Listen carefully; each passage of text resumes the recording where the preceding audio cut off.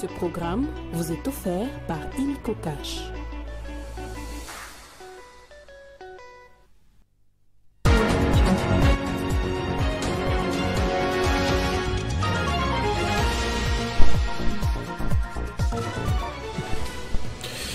Il faudra passer sur le corps de certains opposants pour modifier la Constitution. C'est l'expression de plus en plus en vogue dans les états-majors des partis politiques qui sont contre l'initiative de Félix Tshisekedi de doter le pays d'une loi fondamentale adaptée aux réalités vécues au quotidien. Florimond Mouteba de l'ODEP a rallié officiellement cette aile dure de l'opposition aujourd'hui. Guilain Nyembo et Alexis Guissaro ont été entendus ce mercredi par les députés nationaux lors d'une plénière consacrée essentiellement au contrôle parlementaire. Les deux ministres se sont expliqués sur l'évolution de certains projets dont le très médiatisé PDL 145 territoires, route, impact social, qu'est-ce qui a été fait et qu'est-ce qui reste à faire. Tout ou presque a été dit aujourd'hui au Palais du Peuple. Les agents et cadres du secrétariat du ministère des Ressources hydrauliques ont dénoncé aujourd'hui une arrestation qu'ils jugent illégale de leur responsable, Mongopassi Sanja. Il est soupçonné d'avoir détourné des fonds publics et est entre les mains des services d'intelligence depuis quelques jours. Mesdames et messieurs, bonsoir. Représentant le président de la République à Bakou, capitale de l'Azerbaïdjan, pour la COP29, la première ministre Judith Suminwa a pris contact avec les chefs d'État ghanéens Nana Akufo-Addo et congolais Denis Sassou Nguesso. Mardi, toujours dans sa série d'échanges avec les dignitaires du monde, la chef du gouvernement avait également échangé avec le ministre britannique en charge des affaires pour l'Afrique et la secrétaire générale adjointe des Nations Unies, Noura Al-Madji. Nous sommes réunis ici à Bakou, à la COP29, à un moment où notre planète fait face à une urgence climatique sans précédent. Nous constatons tous que le changement climatique s'accélère, compromettant nos projections et notre capacité d'adaptation. La clé réside dans l'action collective qui doit être ambitieuse et reposer sur les principes de justice, d'équité et de solidarité. Mon pays, la République démocratique du Congo, premier poumon du monde, a le profil de pays solution. En effet, avec ses vastes étendues de forêts qui régulent le climat mondial, sa riche biodiversité, ses réserves en eau douce, ses gigantesques zones de tourbières, ses immenses terres arables, sans oublier ces nombreux minerais critiques incontournables pour le développement des technologies de pointe à l'ère de la transition énergétique, la République démocratique du Congo est véritablement au cœur des enjeux climatiques. Cependant, elle reste extrêmement vulnérable aux effets néfastes du changement climatique. Pour ce faire, l'ensemble des pays qui luttent contre le réchauffement climatique doit s'engager à nos côtés pour atteindre cet objectif commun, préserver l'humanité car l'heure est grave. Chaque pays doit jouer sa partition. Par ailleurs, il faut aborder en toute transparence et sans embâche la question de la finance climatique qui doit répondre aux enjeux avec plus d'ambition, plus d'engagement et surtout plus d'équité. Face à la crise climatique, notre gouvernement a élaboré un plan national d'adaptation qui doit bénéficier des financements importants afin de répondre à nos besoins. Il est urgent d'assouplir les modalités d'accès et d'accélérer l'opérationnalisation du fonds de réponse aux pertes et préjudices. Alexis Guissaro et Guilain Nyembo, respectivement ministre des Infrastructures et Travaux publics et vice-premier ministre en charge du plan, ont été auditionnés ce mercredi par les élus nationaux lors d'une plénière consacrée au contrôle parlementaire. Ces membres du gouvernement se sont expliqués sur l'évolution de certains projets tels que le PDL 145 territoires ainsi que la réhabilitation et construction des routes à travers tout le pays. Et pendant ce temps, le député national Alfred Dibandi a déposé une question orale avec débat interpellant le directeur général de l'autorité de régulation de la sous-traitance dans les secteurs privés. L'élu de Libenge veut entre autres voir clair sur les retards constatés en termes de paiement des quotités dues aux allocateurs de la RSP. Le service courrier de l'Assemblée nationale a réceptionné une correspondance ayant trait à une initiative de contrôle parlementaire. Il s'agit d'une question orale avec débat que le député national Alfred Dibandi a déposée, interpellant ainsi le directeur général de l'autorité de régulation de la sous-traitance dans le secteur privé. Ce n'est pas avec acrimonie que l'on agit dans le cadre de nos attributs constitutionnels. Aujourd'hui, la sous-traitance touche 35 millions de Congolais. Comprenez que c'est une part non négligeable et nous avons donné naissance à ce gouvernement au travers du vote de notre motion d'approbation au programme du gouvernement qui promettait notamment la création de milliers d'emplois. Le président de la République a promis 2 millionnaires congolais. C'est notamment grâce à cet instrument qu'on appelle l'ARSP, parce que nous, législateurs, nous avons créé une forme de protectionnisme congolais en réservant la sous-traitance aux Congolais, aux sociétés à capitaux congolais et promus par des Congolais, quelle que soit sa forme. Donc, aujourd'hui, nous constatons qu'il y a des difficultés, nous constatons qu'il y a des retards en termes de paiement de quotités dues aux allocataires, de la respect, qui doivent permettre, n'est-ce pas, ou servir d'incubateur pour notamment délivrer des fonds à certains entrepreneurs à faible coût. Au nombre de ces questions, l'élu de Libenge veut savoir, de 2019 à ce jour, quelle a été la mobilisation de la redevance sur la sous-traitance, les contraintes qui justifient le retard des paiements à ses allocataires, le respect de la procédure sur les marchés publics dans l'acquisition du nouvel immeuble devant abriter l'ARSP, ce qu'il en est de la situation des travailleurs congolais, dont 85% de ceux œuvrant dans le secteur de la sous-traitance sont sans contrat de travail à durée déterminée ou indéterminée.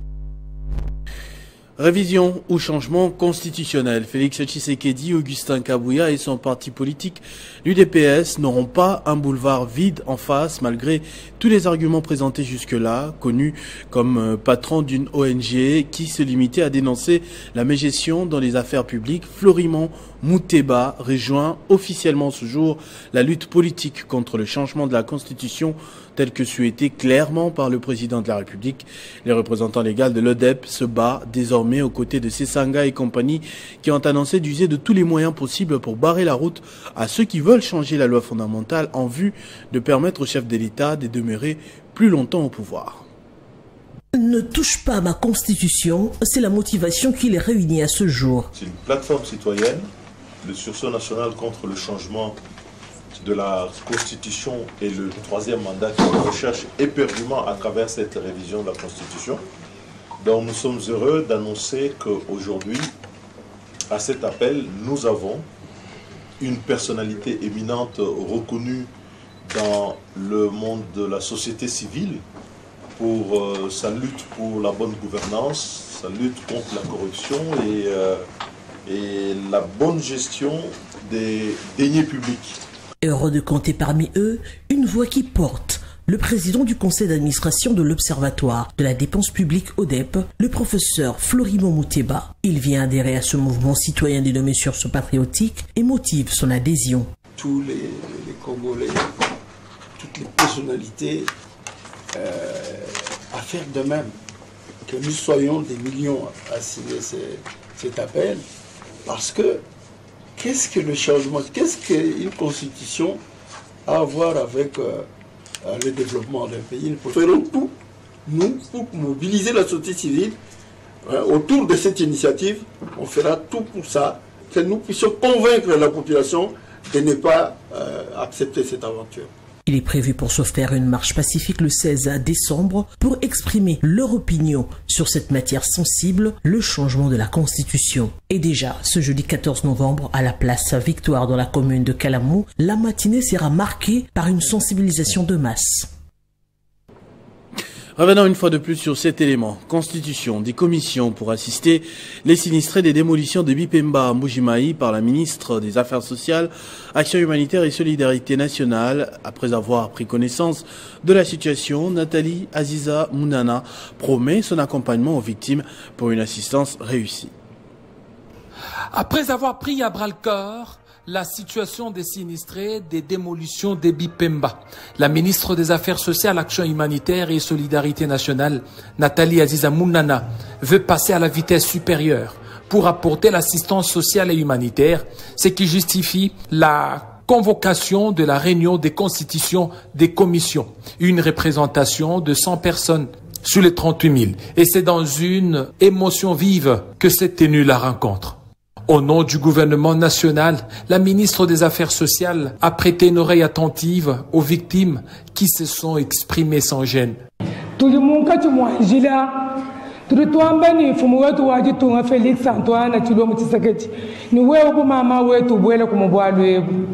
veuve sans emploi, actuellement j'ai 67 ans, au 3e âge, que puis-je faire encore? Toutes les démarches ont été menées. Moi ici, je n'ai reçu aucun.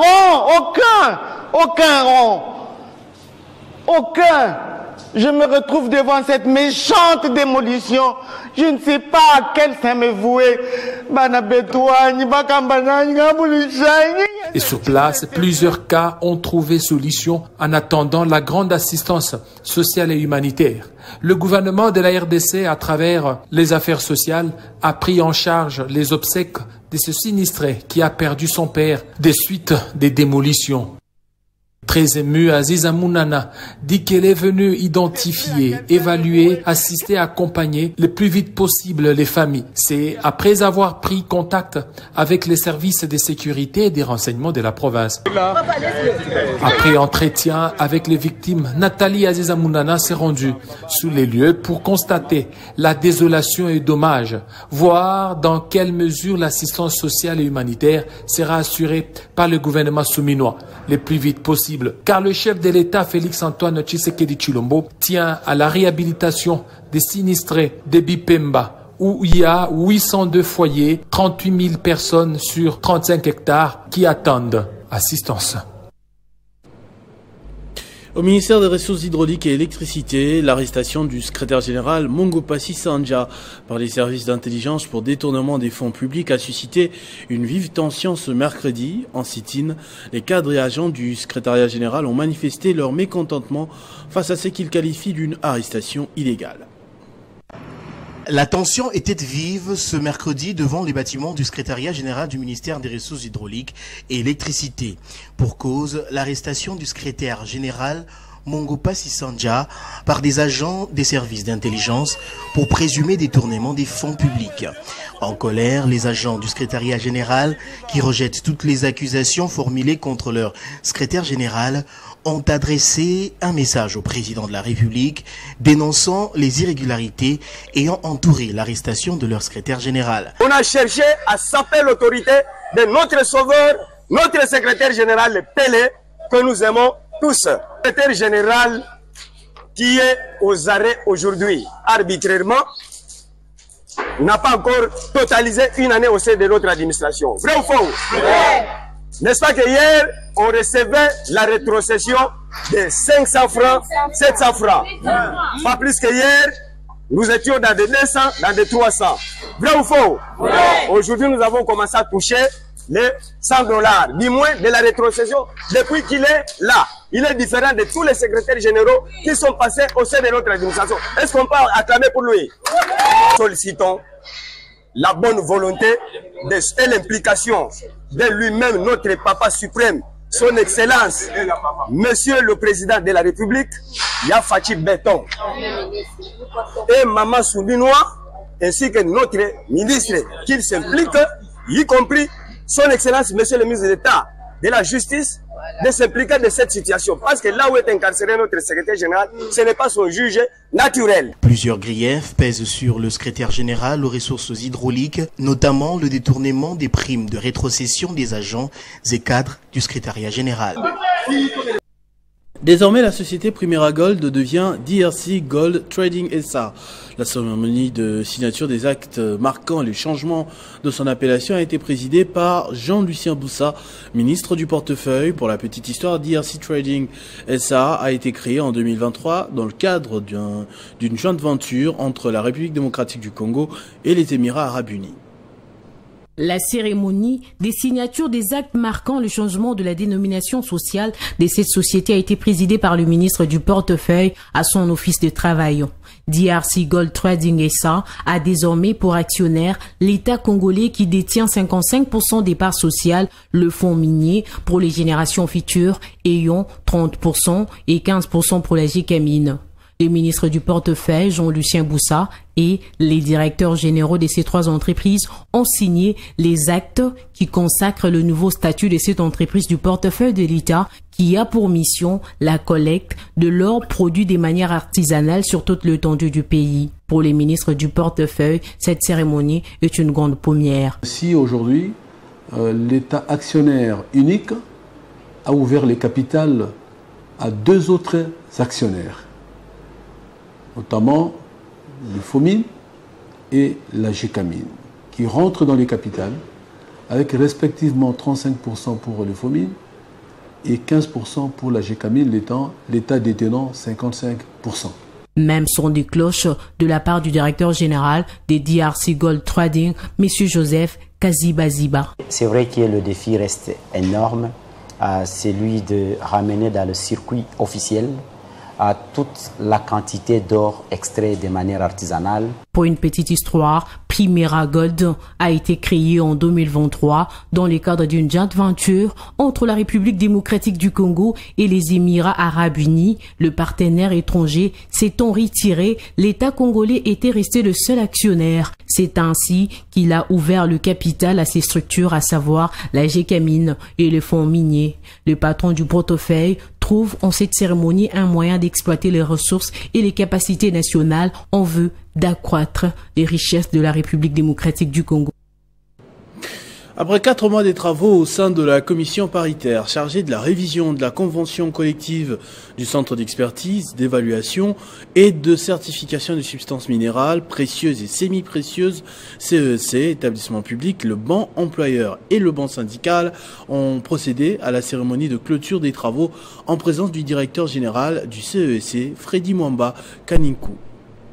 Dans son mot de clôture de cette session, le directeur général du CEC, Freddy Mwamba Kaninkou, a félicité les bancs syndicales de sa franche collaboration pendant la durée des travaux tout en rappelant les défis majeurs du CEC qui nécessitent la protection sociale et professionnelle du capital humain. Fier de cet outil renouvelé, il a appelé la délégation syndicale à œuvrer continuellement pour la mobilisation des travailleurs pour préserver le prestige du CEC. Le banc syndical a salué l'écoute active du directeur général et la patience des travailleurs pour obtenir les avantages négociés.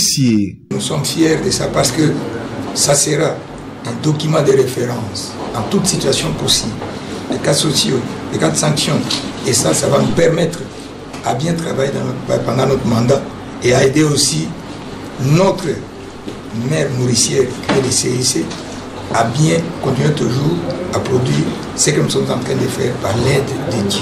Pour sa part, Maître Emmanuel Essi-Mitara, permanent syndical de la Convention de lutte pour les employés, la clé en sigle, syndicat majoritaire au CEC, a remercié les bancs employeurs pour la meilleure organisation des assises et l'atterrissage en douceur pour la protection de l'outil de production d'une part et le capital humain d'autre part. Le texte a prévu de façon pour que nous puissions éduquer, encourager, orienter les travaux pour qu'ils soient toujours meilleurs, de telle sorte que les rendements puissent permettre la grande performance de l'entreprise. À la suite de ces allocations, les deux parties ont procédé à la signature du procès verbal de clôture des travaux en se fixant pour la cérémonie solennelle des signatures de la convention collective au début du mois de décembre 2025. C'est le deuxième rendez-vous historique dans le domaine de la conservation de la nature au sein du parc Salonga. Le Fonds mondial pour la nature, WWF, a organisé une journée d'information dénommée Salonga Day en partenariat avec l'Institut congolais de conservation de la nature ICCN. La journée a permis de faire une présentation détaillée sur les avancées de cette aire protégée. Reportage de Jenny Kaimé.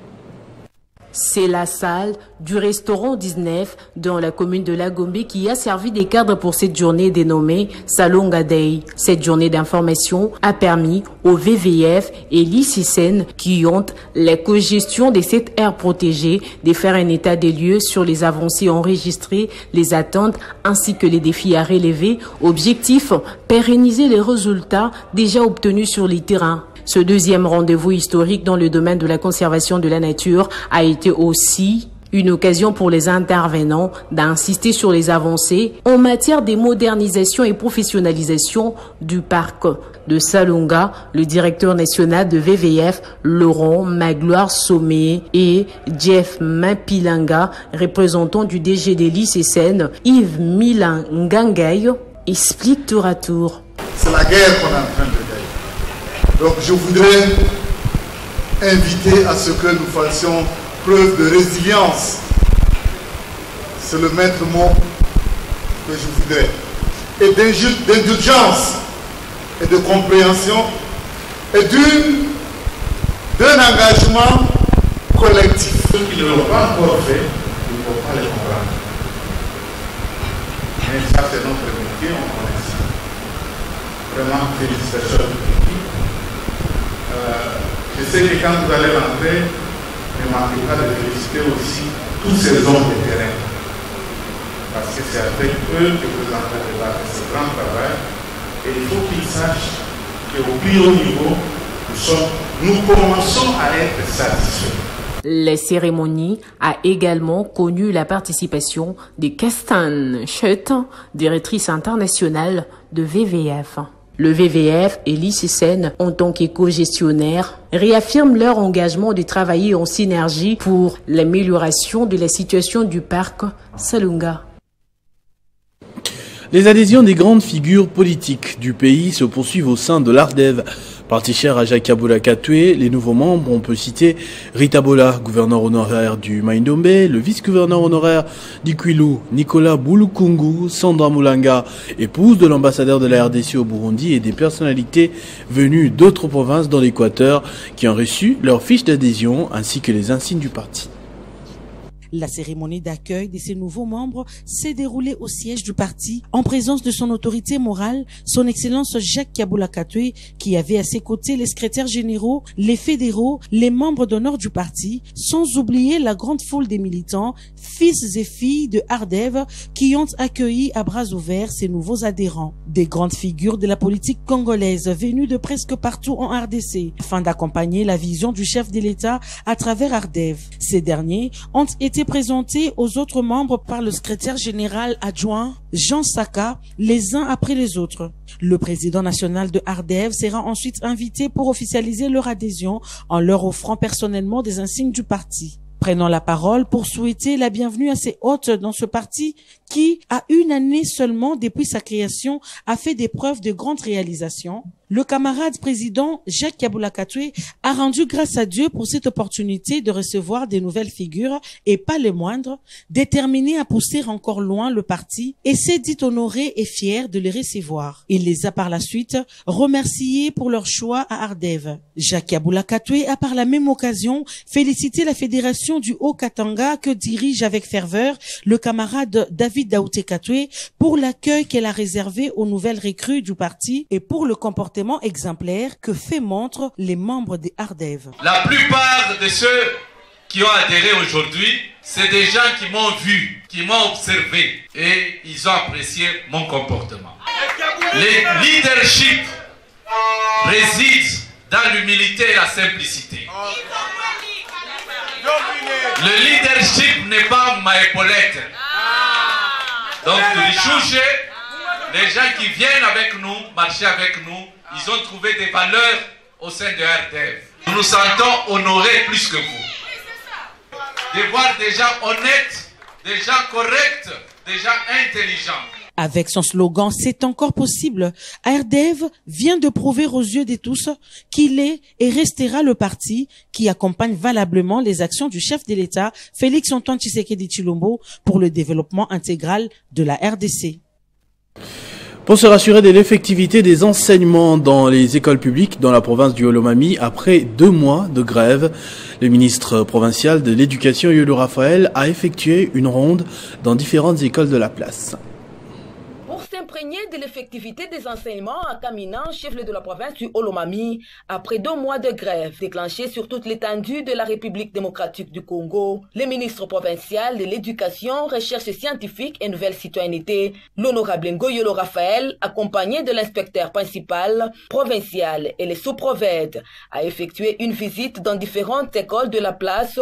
Nous citons Institut Saint-Charles Luanga, Kimbangu, Lycée Maïtio, la Termitière, pourchuté par l'Institut Lubimbi. Lors de son passage, Yolo Raphaël a exhorté aux enseignants de revenir à leur mission de développer le potentiel de chaque élève afin de lui fournir les clés nécessaires pour réussir son parcours scolaire et lui donner le goût d'apprentissage tout au long de sa vie. Et aux élèves, il les a stimulés de renforcer leurs compétences et la capacité d'apprentissage pour avoir la dignité humaine et l'estime de soi. Partant de ces conseils, l'un des chefs d'établissement appelle ses collègues à prendre les dispositions pour rattraper les enfants à des enseignements ratés.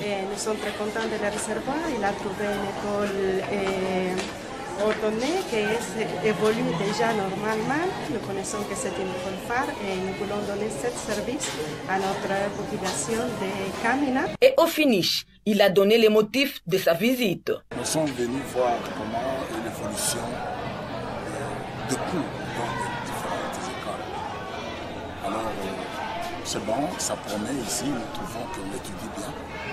Alors, nous avons seulement demandé aux responsables de pouvoir encourager davantage les enseignants à aller donner, parce que le retard qu'on a déjà donné est suffisamment remarqué.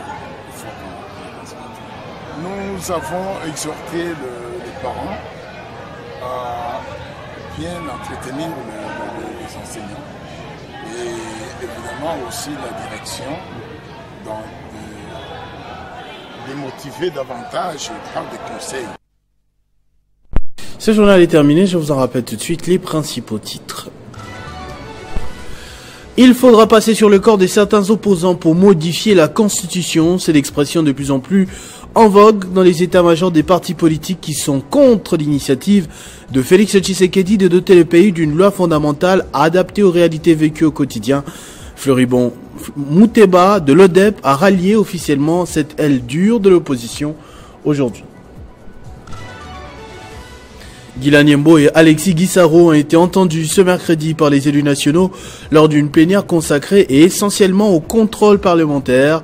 Les 2 ministres se sont expliqués sur l'évolution de certains projets dont le très médiatisé PDL 145 territoires, route, impact social, qu'est-ce qui a été fait et qu'est-ce qui reste à faire, tout ou presque a été dit aujourd'hui au Palais du Peuple. Les agents et cadres du secrétariat du ministère des Ressources hydrauliques ont dénoncé aujourd'hui une arrestation qu'ils jugent illégale de leur responsable Mongopassi Sandja. Il est soupçonné d'avoir détourné des fonds publics et est entre les mains des services d'intelligence depuis quelques jours. À tous et à toutes, merci de votre attention soutenue. Restez fidèles au programme de votre chaîne Télé 50. Vivez heureux, vivez 100 ans, mesdames et messieurs.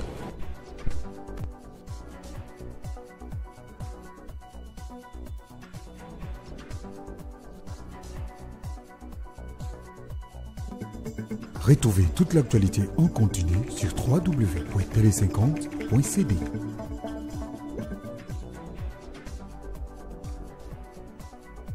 Ce programme vous a été offert par Inico Cash.